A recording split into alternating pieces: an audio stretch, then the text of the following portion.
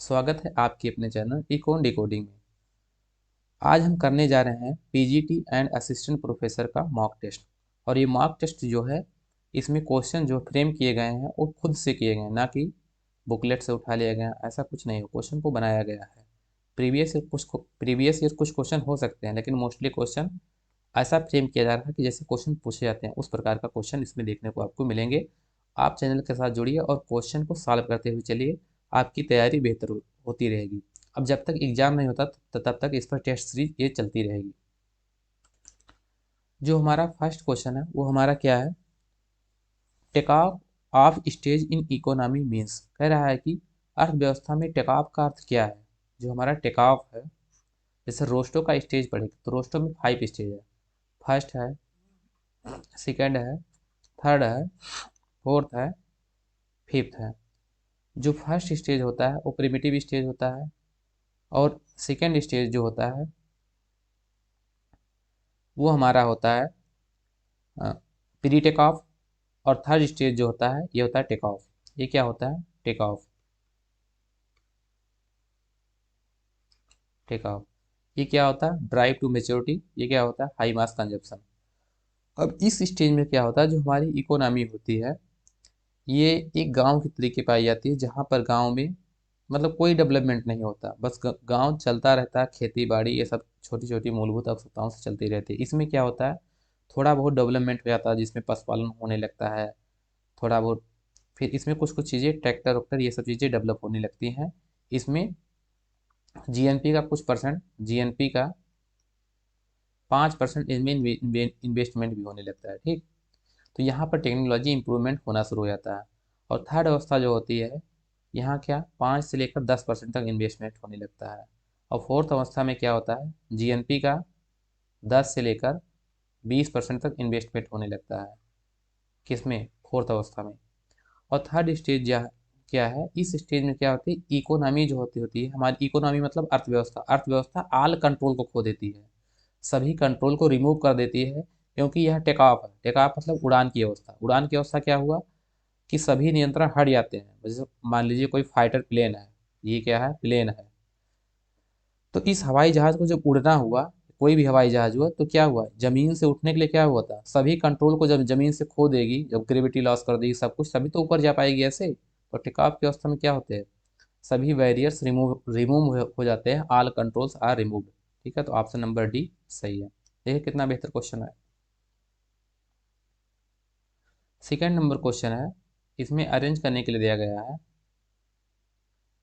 Arrange in the decreasing order revenue in capital government from one.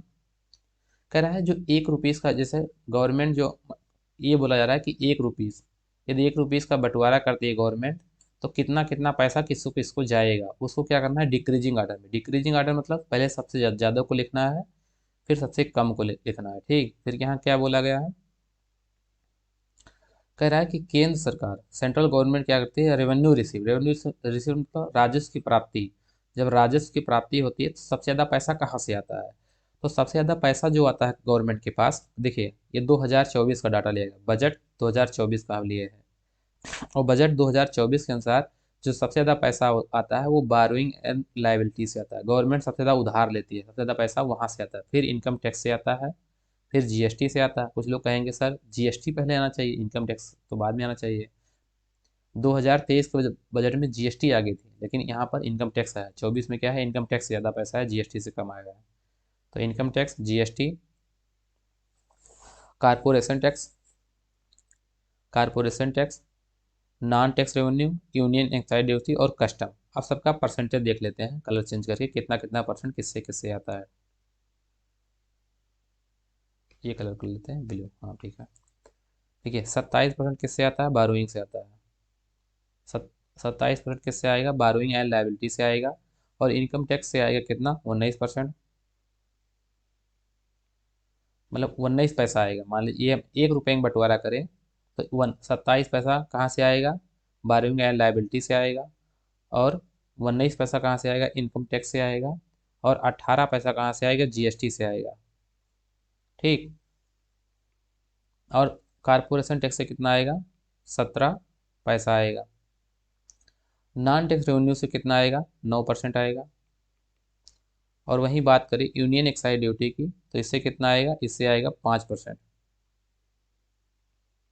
या 5 पैसा आएगा। और उसके बात करें हम कस्टम की बात करें तो यहाँ से आएगा कितना, 4 पैसा। यदि 1 रुपये का बंटवारा करें तो 27 पैसा किससे आएगा, बारोइंग एंड लायबिलिटी से आएगा।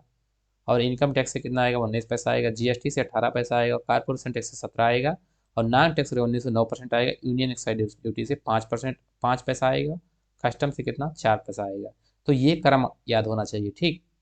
अब रुपीस जो जाता है इतना पैसा तो आ गया, तो इसको हम जोड़ेंगे तो कितना हो जाएगा, जोड़ना छोड़िए, कोई जरूरी नहीं जोड़ना, 1 रुपीस का बंटवारा ही हो रहा है। अब ये जो पैसा आएगा, रिसिप्ट होगा, ये किस में जाएगा, तो किस में कितना जाएगा उसको भी देख लेते हैं। क्वेश्चन तो रेवेन्यू रिसिप्ट से है, ऐसा भी क्वेश्चन आ सकता है किस में कितना खर्च हो रहा है, तो क्वेश्चन फ्रेम कैसे भी हो सकता है, तो इस चीज़ को आपको याद रखना है। तो 2024 में पेपर होगा तो बजट 2024 ही पूछेगा, ना कि 23, तो हमको 24 का याद करना है, ठीक। तो सबसे सबसे ज़्यादा जो जाएगा 21%, इसमें जाएगा किसमें, सेंट्रल सेक्टर स्कीम में। 21 पैसा जो जाएगा वो किस में जाएगा, सेंट्रल सेक्टर स्कीम में। Sorry sorry sorry, state share and tax and duties, ये लिखा है state share tax and duties. सबसे ज़्यादा किस में जाएगा, state share and tax duties में जाएगा कितना, 21 पैसा। और इंटरेस्ट पेमेंट में कितना जाएगा, 19 पैसा। 19 पैसा किस में चला जाएगा, इंटरेस्ट पेमेंट में। और सेंट्रल सेक्टर स्कीम में कितना जाएगा, 16 पैसा।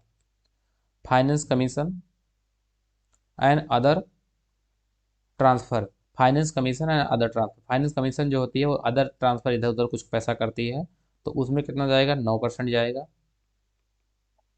सेंट्रल स्पॉन्सर स्कीम में जो कितना जाएगा, 8 पैसा जाएगा। और डिफेंस में कितना जाएगा, 6 पैसा जाएगा, ठीक है, या 6%, या जितना भी इनकम रिसीप्ट होगा उसका 6%, या 1 रुपये का बंटवारा कर लेंगे, कितना कितना पैसा जाएगा तो उसी का परसेंटेज मान के हम कर लेंगे किसने, टोटल बजट में। पेंशन में कितना जाएगा, यहाँ नीचे एक पेंशन लिखा गया है, उसमें कितना जाएगा, 4 पैसा जाएगा, ठीक। तो ये पैसा जाने का हुआ, कितना कितना पैसा किस में जाएगा। और ये पैसा आने का हुआ, तो यहाँ क्या बोला है, रेवेन्यू रिसीव्ड, कहाँ से कितना पैसा आएगा। तो सबसे ज़्यादा किससे आएगा, बारोइंग एंड लायबिलिटी से, वो है ही नहीं ऑप्शन में, फिर क्या है, इनकम टैक्स है। तो क्या हो जाएगा, इनकम टैक्स। तो पहले नंबर पर इनकम टैक्स आ जाएगा। दूसरे पर क्या आएगा, जीएसटी, जीएसटी नहीं है, फिर क्या है, कारपोरेशन टैक्स। तो सेकंड पर ये आ जाएगा। और ये किस पर आया, फर्स्ट पे। कलर चेंज कर लेते हैं,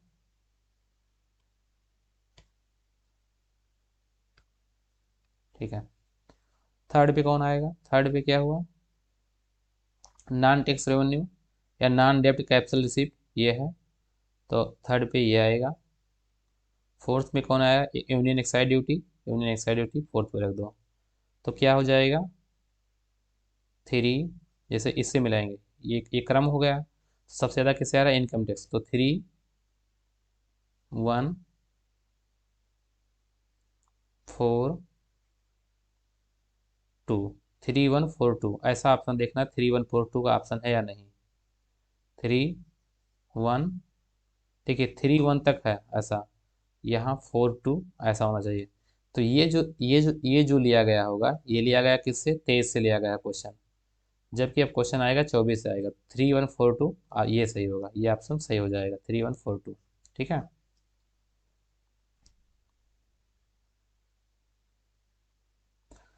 अब वही क्वेश्चन फिर से है कि 1 रुपये का हम बंटवारा करते हैं राजस्व प्राप्ति में, मतलब 1 रुपया हमको यदि पाना है तो किससे कितना पैसा आएगा, किस सेक्टर से, कारपोरेशन टैक्स से कितना आएगा, यूनियन एक्साइज ड्यूटी से कितना आएगा, उसको घटते क्रम में करना है, मतलब घटते क्रम। तो यहाँ क्या था, डिक्रीजिंग ऑर्डर, घटते क्रम, वही क्वेश्चन तो है। हाँ, सेम ही क्वेश्चन है।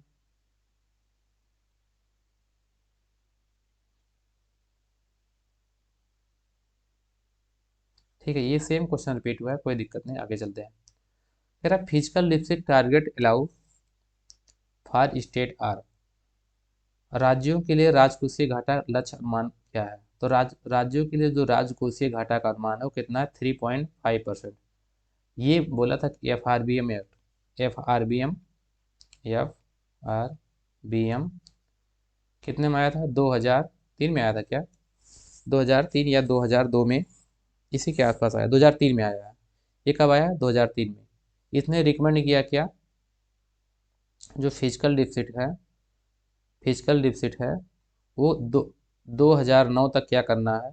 2009 तक क्या करना है? 3% कर देना किसका? GDP का, ऑफ GDP का। ठीक है, इसको 3% कर देना आप GDP का। तो यहाँ ऑप्शन क्या है? 3.5% आप GSDP। अच्छा, ये राज्यों के लिए है, ठीक है, ये राज्यों के लिए 3.5% होगा, स्टेट के लिए होता तो क्या होता? 3% होता। ठीक है, तो हम स्टेट का ही बता दे रहे हैं। और क्या बोला कि जो रेवेन्यू डिफिसिट होना चाहिए ये जीरो हो जाना चाहिए, कब? 2009 तक। ठीक, FRBM एक्ट ने बोला था। ऐसे ही आगे आती है क्या? 2006 में 2006 में तारापुर कमेटी आती है, और तारापुर कमेटी बोलती है कि जो हम विदेशी ऋण लेंगे, अपने देश से नहीं मतलब बाहर से जो ऋण ऋण लेंगे अब्रॉड से, वो GDP का क्या होना चाहिए? 10 से 15% होना चाहिए। कितना? 10 से 15%। GDP का 10 से 15% ही बाहर से ऋण ऋण लेना होगा, इससे ज़्यादा ऋण नहीं ले सकते हैं। ठीक, ये सब रिकमेंड किया गया था ये स्टेट के लिए, इसलिए यह 3.5% होगा। ठीक,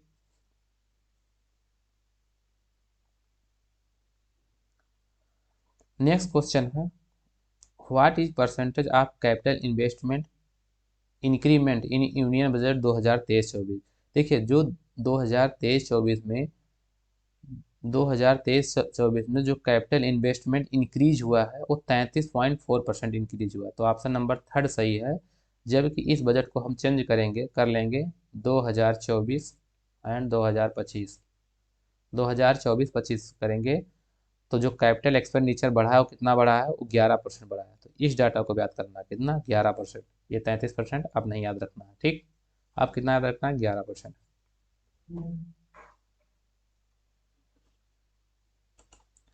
नेक्स्ट क्वेश्चन है, the income Indians working abroad a part of. कह रहा है विदेश में काम करने वाले भारतीयों की आय का एक हिस्सा है। विदेश में काम करने वाले जो भारतीय हैं उनका आय का हिस्सा क्या है? तो ये है income earn from abroad. Income earn from abroad, Bharat, विदेश से अर्जित आय, विदेश से अर्जित आय, विदेश में काम करने वाले भारतीयों का आय का हिस्सा क्या है? Income earn from abroad. Option number B सही है, बाकी इसमें कोई ऑप्शन नहीं सही है। ठीक, increase in absolute and per capita real GNP do not do not connote a higher level of economic development। कह रहा है इसमें कि एब्सोलूट पर कैपिटल इनकम और रियल GNP क्या हुआ है? इंक्रीज हो रहा है, बट जो हायर लेवल जो higher level of economic development है वो नहीं हो रहा है। तो क्या होगा? आपका क्या है? GNP बढ़ रहा है और पर कैपिटा इनकम बढ़ रहा है, लेकिन क्या हो रहा है? Higher level of economic development नहीं हो रहा है। तो किस चीज़ का संकेतक है? किस चीज़ को इंडिकेट करता है? तो जब higher level of economic development नहीं होगा तो क्या होगा? पावर्टी इंक्रीज होगी एंड अनएम्प्लॉयमेंट इंक्रीज होगा। क्यों? क्योंकि GNP बढ़ जाने का मतलब ये नहीं है कि हमारी इकोनॉमी में पावर्टी रिड्यूस हो गई और अनएम्प्लॉयमेंट रिड्यूस हो गया, क्योंकि पर कैपिटा इनकम जब बढ़ेगी तो इसका बढ़ने का मतलब क्या हुआ? कि सभी व्यक्तियों की इनकम कहाँ बढ़ जा रही है? क्योंकि पर कैपिटा इनकम निकाला जाता है टोटल इनकम अपान टोटल पॉपुलेशन, टोटल इनकम अपान टोटल पॉपुलेशन।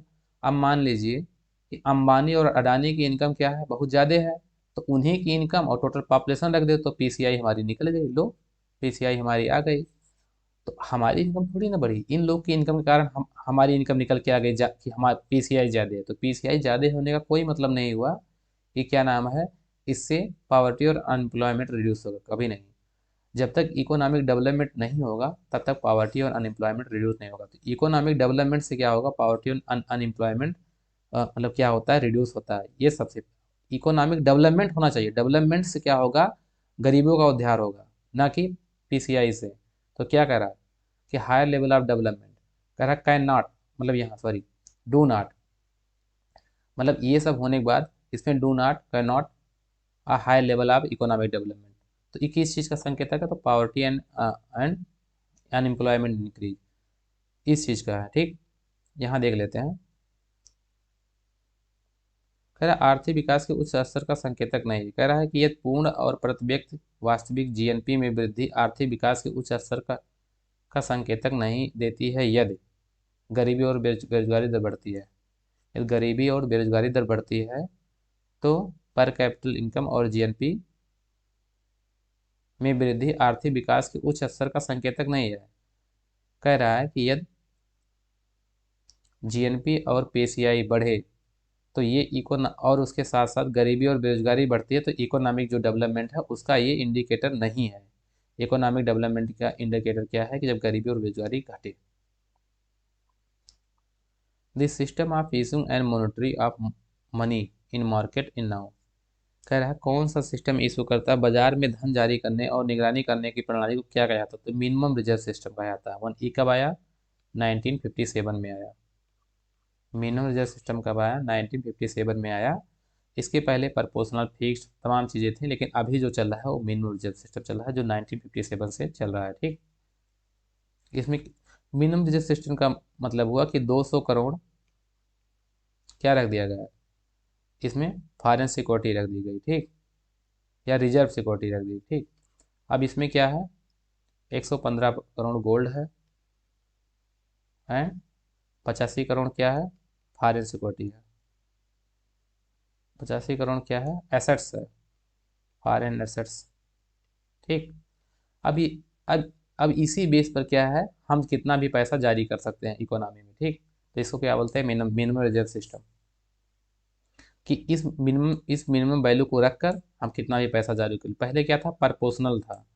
प्रपोर्शनल क्या था? कि मान लो कि हमको यदि हम 3 रुपये का क्या रखें, यदि हम 1 रुपये का गोल्ड रखें तो हम 3 रुपये जारी कर सकते हैं। ऐसा कुछ था, ऐसे प्रपोर्शनल था कि इतना गुना ही जारी कर सकते हैं। अभी यहाँ नहीं, अब हम यहाँ कितना गुना भी कर सकते हैं। तो यहाँ कुछ प्रपोर्शनल चलता था। फिक्स में क्या था? 1 रुपये का गोल्ड रखें तो 1 रुपये ही जारी कर सकते हैं, ऐसा कुछ था। ठीक,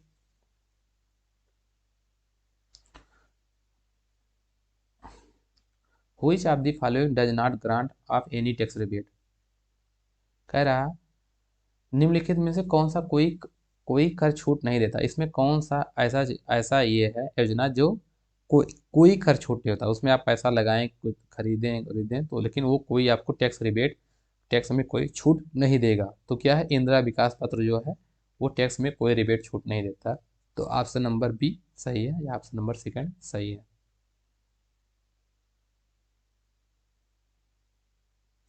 देखिए, इसका फुल फॉर्म सी पार्ट का पार्ट इज रिलेटेड विथ, किससे रिलेटेड है?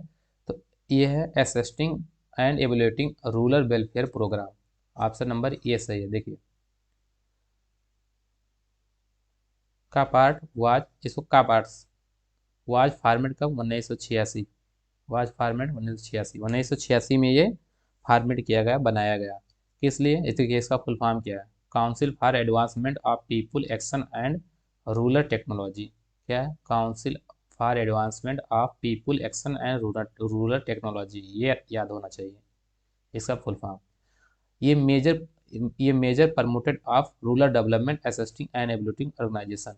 ये रूरल डेवलपमेंट के लिए बनाया गया, जिसमें टेक्नोलॉजी स्किल ऐसे तमाम चीज़ें प्रोवाइड करेंगी। तो एक एक मतलब गांव के डेवलपमेंट के लिए बनाया गया, उस चीज़ के लिए। तो 1986 में इसको बनाया गया। ठीक, और उसको मूल्यांकन करना, वेलफेयर प्रोग्राम क्या क्या हो रहा चीज़ें, उस सब चीज़ों करने के लिए इसको बनाया गया। अब इसका देखिए, ये किस लिए बनाया गया इसको पूछा है, इसका फुल फॉर्म भी पूछ सकता है। तो वो फॉर्म क्या होगा? Counselling for advancement of people action and rural technology. What what is a limited company? Limited company क्या है? ठीक, in which shareholder process of ownership limited to the to their paid up capital. इसमें क्या है? इसमें share धारकों के पास उनकी चुकता पूंजी तक सीमित मालिकाना हक होता है। तो उसे जो शेयर धारक हैं उनके पास जो पूंजी है, ठीक है, तो इसमें क्या है? जो शेयर होल्डर हैं उनके पास जो पूंजी है उस चीज़ का क्या है, वो लिमिटेड होते हैं। शेयर होल्डर क्या होते हैं, वो लिमिटेड होते हैं अपने ऑनरशिप के लिए, अपने मालिकाना हक के लिए। ठीक है, तो ऑप्शन नंबर ए सही है।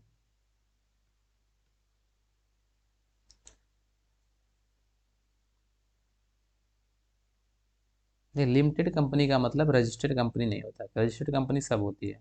ठीक है, तो ऑप्शन नंबर डी गलत। एक कंपनी गवर्नमेंट ऑनरशिप नहीं। इन हुई शेयर होल्डर इस, ये भी नहीं, तो ऑप्शन नंबर ये सही है कि in which shareholder process ownership limited to the to their paid up capital. जो पेड अप कैपिटल होता है, जो इक्विटी पूंजी होती है, उसमें जो शेयर होल्डर होते हैं उनका ऑनरशिप क्या होता है, लिमिटेड होता है कि इतना ही ऑनरशिप वो ले सकते हैं, इससे ज़्यादा नहीं ले सकते हैं। बाकी सब क्या रहेगा, जिसकी कंपनी रहेगी उसका रहेगा, तो उसे उसे सीमित कंपनी या लिमिटेड कंपनी के नाम से जाना जाता है। द बेस ईयर देखिए, the base year of present consumer price CPI index for urban non manual employees. देखिए ये बेस ईयर 1986 लिया गया था, 85 86, कहाँ 84 85 है, तो ऑप्शन नंबर फोर सही है। इसको देखें, ये पहले अर्बन और रूरल का अलग अलग निकाला गया था, उसके लिए बेस ईयर बनाया गया था सीपीआई के लिए, तो वहाँ 84 85 लेके चल मतलब किया जा रहा था। अभी तो बेस ईयर कितना आ गया सीपीआई का, सीपीआई कितना है 11 ओ 2011 12 यही से चल रहा है 12। ठीक है, लेकिन जब अर्बन रूरल करके ऐसे पूछेगा कि अर्बन नॉन मैनुअल, तो 84 85 हो जाएगा। ठीक है, the theory of availability The theory of availability in international trade was propounded by the theory was sorry the theory of availability given by किसने, इरबिन कॉर्बिस। इरबिन कॉर्बिस बोलते हैं कि जिस चीज़ की हमारे पास जिसकी उपलब्धता ज़्यादा हो, जो चीज़ हमारे पास ज़्यादा उपलब्ध हो, उससे सामान बना के हम एक्सपोर्ट करें, उस चीज़ को हम क्या करें, उसमें हमको क्या करना चाहिए, उस चीज़ को ज़्यादा बनाना चाहिए। जैसे मान लो हमारे पास लेबर सस्ता है, तो लेबर से बनने वाली चीज़ों को हमको ज़्यादा बनाना चाहिए। तो इनका इनका थ्योरी यही करता है, जो चीज़ हमारे पास ज़्यादा उपलब्ध है उसी को हमको एक्सपोर्ट करना चाहिए, उसी से चीज़ें बनाकर एक्सपोर्ट करना चाहिए। ठीक, among of the following which does not comes under the progressive tax, कह रहा है कौन सा इसमें प्रोग्रेसिव टैक्स के अंदर नहीं आता है। तो देखते हैं ऑप्शन नंबर बी क्या है, इनकम टैक्स। इनकम टैक्स क्या है, ये प्रोग्रेसिव टैक्स है, क्योंकि जैसे जैसे इनकम बढ़ती है वैसे वैसे टैक्स भी बढ़ता रहता है। ठीक है, तो इनकम टैक्स हो गया प्रोग्रेसिव टैक्स। कारपोरेशन टैक्स क्या हो, वो जैसे जैसे हमारी संपत्ति बढ़ेगी वैसे टैक्स भी बढ़ता रहता है, इस पर ज़्यादा भी देना पड़ता है। प्रॉपर्टी टैक्स क्या हो, मतलब सॉरी यहाँ गलत कर दिया, कारपोरेशन टैक्स क्या है, जब जो कारपोरेट कंपनी है ओवरऑल उसका प्रॉफिट बढ़ता रहेगा तो उस पर टैक्स रेट भी बढ़ता रहता है। ठीक, प्रॉफिट टैक्स क्या है, प्रॉफिट टैक्स सॉरी प्रॉफिट नहीं, प्रॉपर्टी टैक्स क्या है, जैसे जैसे मतलब प्रॉपर्टी ओवरऑल वेल्थ बढ़ता रहेगा या प्रॉपर्टी बढ़ेगी तो टैक्स रेट भी बढ़ता रहेगा। एक्साइज टैक्स क्या है, एक्साइज टैक्स जो है ये हमारा क्या है, प्रोग्रेसिव टैक्स नहीं, ये हमारा रिग्रेसिव टैक्स है। जो क्यों, ये रिग्रेसिव टैक्स है। रिग्रेसिव टैक्स में क्या होता है, जो लोअर इनकम ग्रुप होता है उस पर ज़्यादा टैक्स पड़ता है, और जो हायर इनकम ग्रुप होता है उस पर कम कम टैक्स पड़ता है। बाकी चीज़ें यहाँ लिखी गई हैं। और टैक्स ऑन स्पेसिफिक गुड्स जैसे gasoline, cigarette, there are often consider the regressive while every pay the same tax per unit. कहता है कि प्रत्येक लोग क्या करेंगे, एक जो यूनिट होगी उस पर सेम टैक्स पे करेंगे। ठीक, that amount represent the large percentage of low income person. कह रहा है कि जो लो इनकम पर्सन है उस पर लार्ज परसेंटेज रिप्रेजेंट करेगा किसका, excise duty. Then higher income person budget, और जो हायर इनकम बजट है उस पर कम पड़ेगा, क्योंकि जो हायर इनकम ग्रुप है वो ज़्यादा बस गुड्स खरीदा उस पर कम पड़ेगा, और जो लो इनकम ग्रुप वो कम खरीदा उस पर ज़्यादा पड़ेगा। तो एक्साइज ड्यूटी रिग्रेसिव टैक्स है। आप इसमें ज़्यादा करेंगे तो कम पड़ेगा, कम करेंगे तो ज़्यादा पड़ेगा। ठीक, ये रिग्रेसिव टैक्स ऐसी चीज़ों में लगाया जाता है, जैसे मान लो कोई चीज़ डेवलप करना हो, कोई डेयरी डेवलप करना हो, तो डेयरी को यदि हम ज़्यादा बड़ा करेंगे, बहुत कुछ ज़्यादा करेंगे तो उसमें कम टैक्स पड़ेगा, और कम लेवल पर करेंगे तो ज़्यादा टैक्स पड़ेगा। तो ऐसी चीज़ों में लगाया जाता है। ठीक है, तो गैसोलीन सिगरेट ये सब में लगाया जाता है।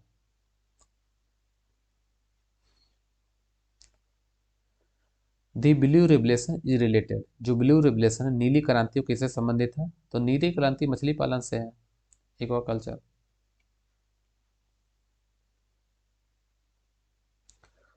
16 number question, cross elasticity of demand substitution goods क्या है? पॉजिटिव होता है। क्रॉस इलास्टिसिटी डिमांड जो सब्स्टिट्यूशन गुड्स होता है क्या? पॉजिटिव होता है। इसको देखते हैं एक बार।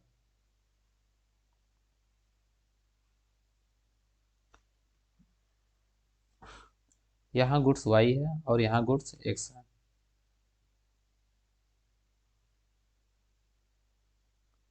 मान लीजिए एक्स गुड्स की जो प्राइस है क्या हुई? बढ़ गई। यहाँ से बढ़ के क्या हो गई? यहाँ पर हो गई। तो एक्स गुड्स की जैसे ही प्राइस बढ़ी, इसकी डिमांड कम हो जाएगी एक्स गुड्स की, क्योंकि प्राइस इसकी बढ़ के यहाँ से हो गई।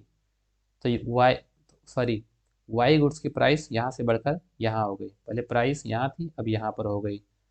तो क्या हुआ? वाई, जब यक्स वाई गुड्स की प्राइस बढ़ती है तो वाई की डिमांड कम हो जाती है, तो यक्स की डिमांड बढ़ जाएगी। इसका मतलब यक्स की डिमांड बढ़ जाएगी, क्योंकि वाई की प्राइस बढ़ी तो वाई की डिमांड कम हो जाएगी और यक्स का डिमांड बढ़ जाएगा। तो पॉजिटिव नहीं हुआ। तो ऐसे चलता रहेगा, या घटेगी तो यही केस चलेगा, तो पॉजिटिव होता है। ठीक। तो cross elasticity demand substitution goods में क्या होता है? पॉजिटिव होता है। Real balance effect was given by, real balance was effect given by A C Pigou. Option number C सही है। Hindu growth rate is associated with following economist, जो हिंदू ग्रोथ रेट है वो एसोसिएटेड किससे किया गया है? राजकृष्णन से। राजकृष्णा जी बताते हैं। राजकृष्णा जी 1950 से लेकर 1980 तक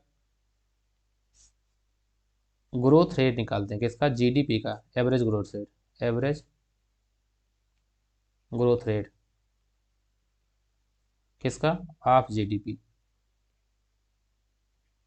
जिसमें इन्होंने पाते हैं कि 3.5% एवरेज ग्रोथ रेट आता है, जिसको इन्होंने क्या बोला? Hindu growth rate, Hindu growth rate, Hindu growth rate, growth rate. यही एवरेज 1950 से लेकर 1980 तक जो ग्रोथ हुआ था उसका एवरेज ग्रोथ रेट निकालते हैं प्रोफेसर राजकृष्णा जी, जिसको उन्होंने हिंदू ग्रोथ रेट बोल दिया। और 2000 से लेकर अब तक जो एवरेज ग्रोथ रेट निकला है जीडीपी का वो कितना है? और 7% है, जिसको हम न्यू हिंदू ग्रोथ रेट बोलते हैं। सो क्या बोलते हैं? New Hindu growth rate, new Hindu growth rate.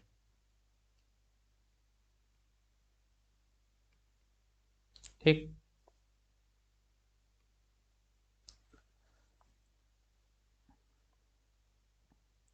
What is the crowding out effect? Crowding out effect क्या है? देखिए, क्राउडिंग आउट इफेक्ट क्या होता है कि सरकार क्या करती है? ज़्यादा लोन ले लेती है। सरकार जब ज़्यादा लोन ले लेती है या ज़्यादा पैसा बैंक से ले लेती है, तो बैंक में क्या होता है? बैंक इंटरेस्ट रेट बढ़ा देता है कि ताकि कोई पैसा नहीं लेने आए, क्योंकि बैंक के पास पैसा नहीं होता तो इंटरेस्ट रेट बढ़ा देती है। बैंक के पास जब पैसा ज़्यादा होती है तो इंटरेस्ट रेट कम कर देती है। तो इंटरेस्ट रेट जब बढ़ा देगी तो क्या होगा? प्राइवेट इन्वेस्टमेंट क्या हो जाएगा? डिक्रीज हो जाएगा। तो decrease in private expenditure due to increase the government expenditure. Good, ये ऑप्शन नंबर डी सही है।